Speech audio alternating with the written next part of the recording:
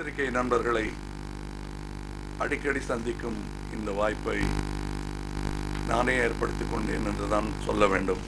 பத்திரிகை நண்பர்களை அடிக்கடி சந்திக்கும் இந்த வாய்ப்பை நானே ஏற்படுத்திக் கொண்டேன் என்றுதான் சொல்ல வேண்டும். இப்பொழுது இங்கே அன்பால் சூழப்பட்டிருக்கிறேன்.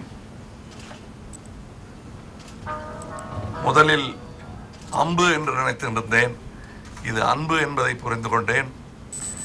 இப்பொழுது அன்புக்கும் புகழுக்கும் முன்னால் பணிவு ஒன்றுதான் நல்ல ஒழுக்கம் என்பதை நான் அனுபவபூர்வமாகவும் அறிவுரை பூர்வமாகவும் உணர்ந்தவன். இதை நீங்கள் இங்கு வருவதற்கு முன்பே இவர்களிடம் சொல்லியிருக்கிறேன்.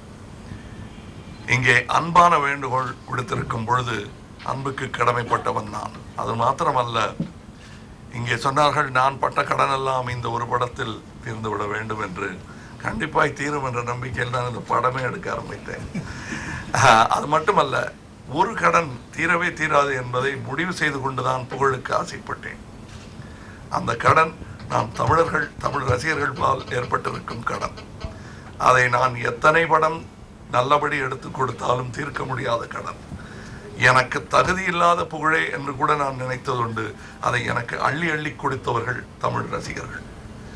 ரசிகர்கள் மட்டுமல்ல, இங்கே பல பேருடைய படங்களை பார்க்கிறீர்கள். முக்கியமான திரு கே பாலச்சந்தர் அவர்கள் இருக்கிறார்கள்.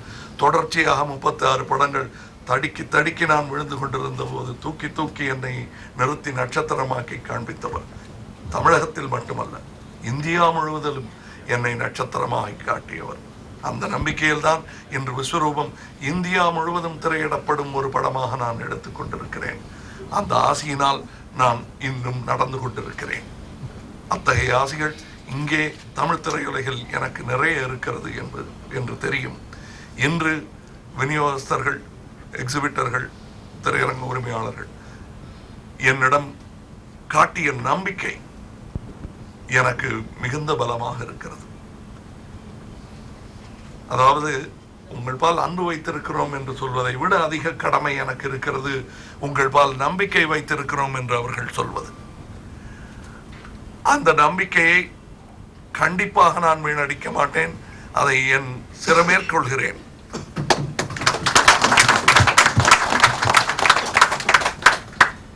எத்தகைய அனுகூலங்களை நான் செய்ய முடியும் என்பதை இந்த தருணத்தில் சொல்ல முடியாமல் இருப்பதற்கு இன்னும் எனது வேறு பங்காளிகளுடன் பேச்சுவார்த்தைகள் நடந்து கொண்டிருப்பதனால், இல்லை என்றால் இங்கே இப்பொழுதே சொல்லிவிடுவேன்.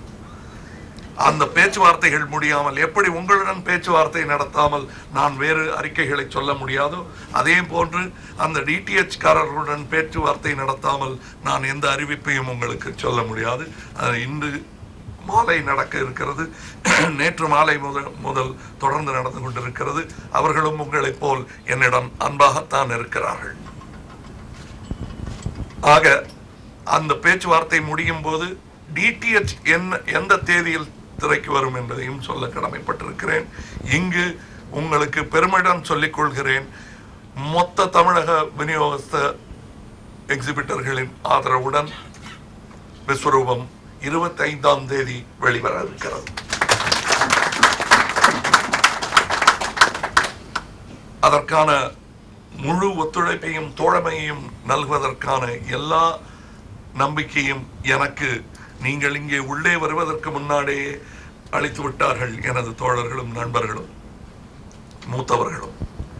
அந்த நம்பிக்கையில் தான் சிரித்த முகத்துடன் சந்தோஷமாக நான் இங்கே பேசிக் கொண்டிருக்கிறேன். எனக்கு ஏற்படுத்தி கொடுத்த இந்த கௌரவம் எல்லா பிரச்சனைகளுக்கும் முடிவையும், என் எல்லா சோர்வுகளையும் மாற்றும் ஒரு புத்துணர்ச்சி தரும் ஒரு நிகழ்வாக நான் நம்புகிறேன். பலர் இங்கே இருக்கிறார்கள். என்னை சிறுபிள்ளையாக பார்த்தவர்கள் முதல் இங்கே இருக்கிறார்கள்.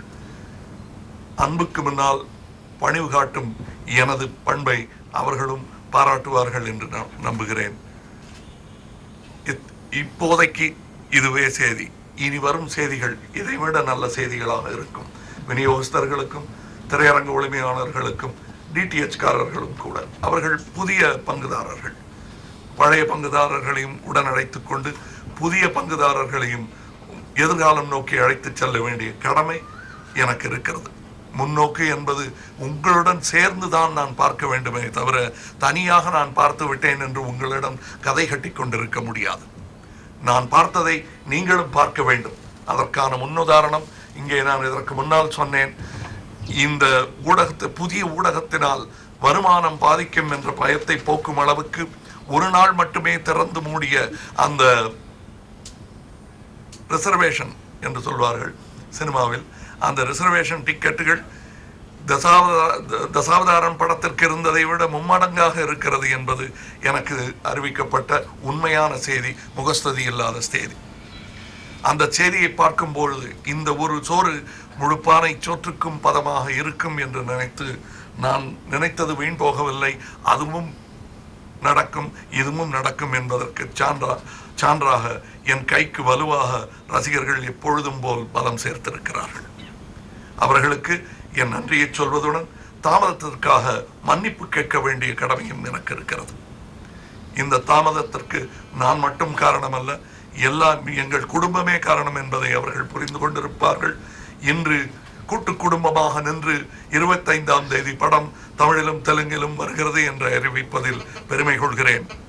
இந்தியில் எப்பொழுது அது வரும் என்பதை அங்கிருக்கும் என் குடும்பத்துடன் பேசித்தான் முடிவு செய்ய வேண்டும். லாஸ்ட் டைம் பிரஸ் மீட் வந்து இன்று எடுக்கப்பட்டது தனி வழி, நாளை பொது வழியாகும் என்று சொன்னீங்க. இப்ப இருக்க சுமூகமா பேச்சுவார்த்தை இல்லாம பழைய வழியை பின்பற்ற முடியும். தனி வழின்னு சொன்னது டிடிஎச் மட்டும்தான். டிடிஎச்ங்கிறது ஒரு புது வழி, அது பொது வழி ஆகும் நாளை. அதுல ஒன்றும் மாற்றம் இல்லை. இப்ப இவங்கெல்லாம் இருக்கிறதுல இருந்தே இது பொது வழி ஆயிடுச்சுங்கிறதுக்கு உதாரணம் இருக்கு.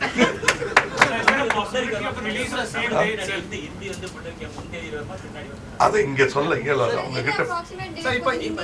No, that's what I cannot commit it with you before, like I cannot commit it without talking to these people. I cannot do it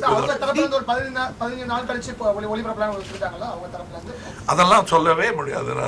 அது ஏன்னா என்ன மறுபடி சந்திக்கிறதுல உங்களுக்கு ஏதாவது ஆட்சேபனை இருக்கா இல்லையா? அது இன்னொரு மீட்டிங்ல அதை சொல்றேன்.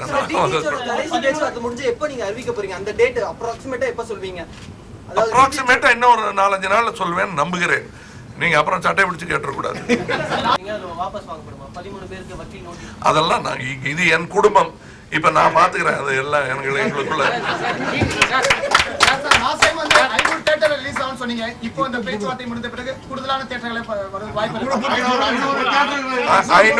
ஐநூறுக்கு மேல கேட்டா 1000 கூட கொடுக்கிறேன்னு சொல்றாங்க. கண்டிப்பாக அவர் உலகநாயகன் எதிர்பார்த்ததை விட அதிகமான திரையரங்குகள் நாங்கள் திரையிட்டு அவரை மகிழ்விப்போம். அரசு இதுல வந்து வேணும்னு சொல்லல, வேண்டாம்னு சொல்லல. இது ஒரு ஊடகம், அதை ஏற்கனவே அனுமதிச்சு லைசன்ஸ் கொடுத்திருக்காங்க டைரக்ட் டு ஹோம்னு. அது அரசாங்க அனுமதி இல்லாமல் நடக்காது. அதுதான் அரசாங்கத்தின் அனுமதி.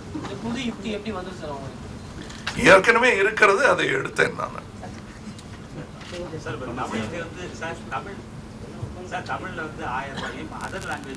இதெல்லாம் இன்னும் பேசுறேன். இது நீங்க சொல்றது பழைய கதை, புது கதை.